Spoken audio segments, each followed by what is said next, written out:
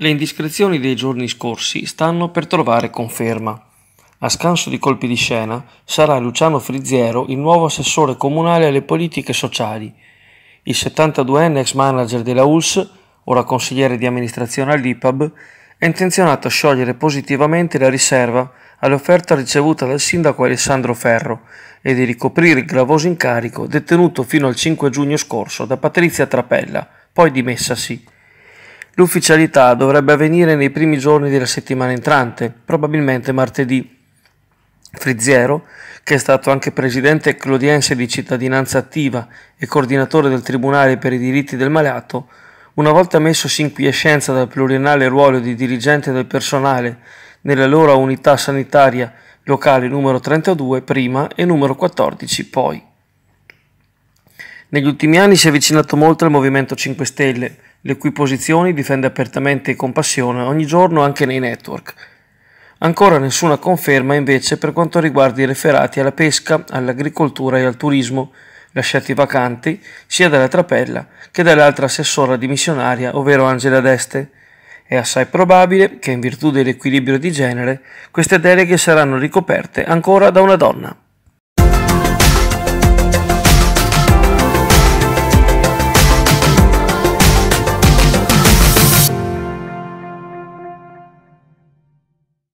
Un mozzicone di sigaretta gettato da un condominio sopra un rivestimento in nylon andato a fuoco poteva avere conseguenze ben peggiori ieri in via Barbarigo a Sottomarina, nei pressi del campeggio Miramare.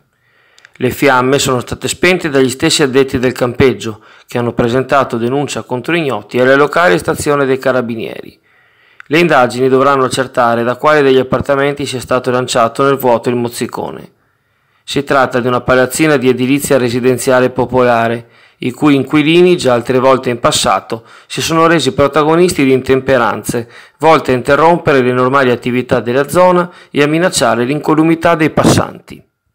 Siamo qui alla Fair Service di Strada Madonna Marina, stanno facendo dei sconti eccezionali per tutto il mese di agosto. Sulla ferramenta e tutta la utensileria manuale elettrica il 20% di sconto. Legno fai da te e casalinghi il 30% di sconto, sui tendaggi arrivano addirittura il 50% di sconto. E quindi vi conviene venire, è per tutto il mese di agosto, stanno veramente buttando fuori tutto. Dopo 10 mesi di collaborazione tra l'azienda speciale per il porto di Chioggia e la ditta costruttrice Bedeschi, l'imponente gru rossa Ship to Shore Crane che sta caratterizzando lo skyline cittadino è quasi ultimata ed è pronta per essere inaugurata il prossimo 6 settembre alla presenza del presidente della giunta regionale veneta Luca Zaia, dei vertici dell'autorità di sistema del mare Adriatico settentrionale e delle istituzioni locali. Le caratteristiche strutturali di quest'opera, che è stata progettata da un ingegnere donna, sono impressionanti.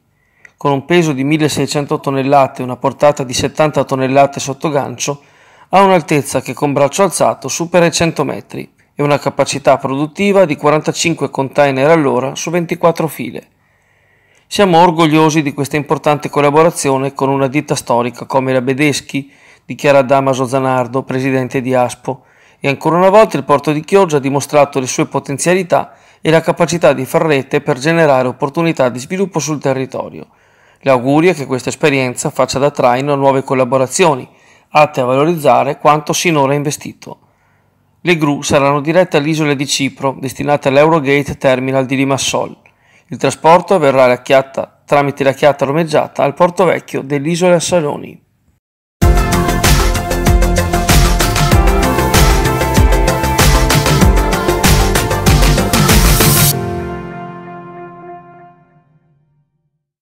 Una serie di lavori pubblici alla rete del gas modificherà nelle prossime settimane la normale circolazione carrabile lungo alcune strade di Sottomarina e di Brondolo.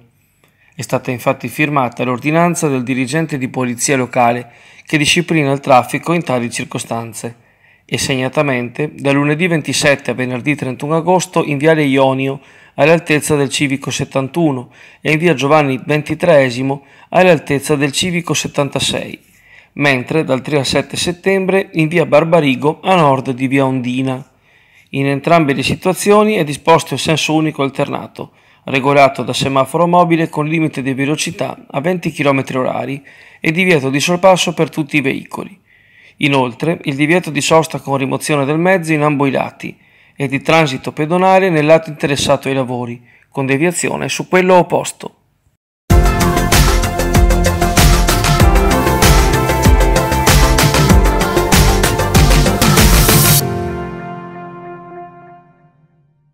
Amici carissimi, buongiorno a tutti, buon sabato e naturalmente un buon weekend bagnato e fresco. Quindi, come da previsione, si sono propagati i temporali dovuti al primo innesco temporalesco della serata, che ha portato ovviamente le prime precipitazioni, il primo calo termico e naturalmente anche qualche disagio qua e là. Questa mattina ci siamo svegliati col secondo fronte, come da previsione, che sta transitando in questo momento principalmente sul nord-est italiano, ma che lentamente verso le 8 produrrà un miglioramento alternato a varie fasi asciutte con qualche schiarita, ma sempre con un'instabilità presente. Ovviamente la situazione è in rapido movimento, quindi una perturbazione che passa, ma però attenzione, perché il grosso del peggioramento si avverrà sulle nostre zone nel pomeriggio sera, allorquando una saccatura, quindi un fronte freddo molto deciso, addosserà le Alpi e penetrerà poi più nella Padana verso le coste, apportando con sé il vero serio peggioramento. Attenzione, perché naturalmente stiamo parlando di un peggioramento corposo dovuto ad aria molto fredda di estrazione artico-polare, che porterà con sé diffuso maltempo, diffuse precipitazioni anche molto abbondanti, soprattutto sulla parte, diciamo, del nord-est italiano, che va dalle coste venete fino al Friuli e all'Istria. La parte più negativa di questo maltempo avverrà tra tarda serata, nottata e mattinata di domani, accompagnato da forti venti di bola che toccheranno anche i 50 km/h e con forti precipitazioni. Quindi naturalmente prestare massima attenzione, perché non tutte le zone verranno colpite, ma buona parte di esse sì.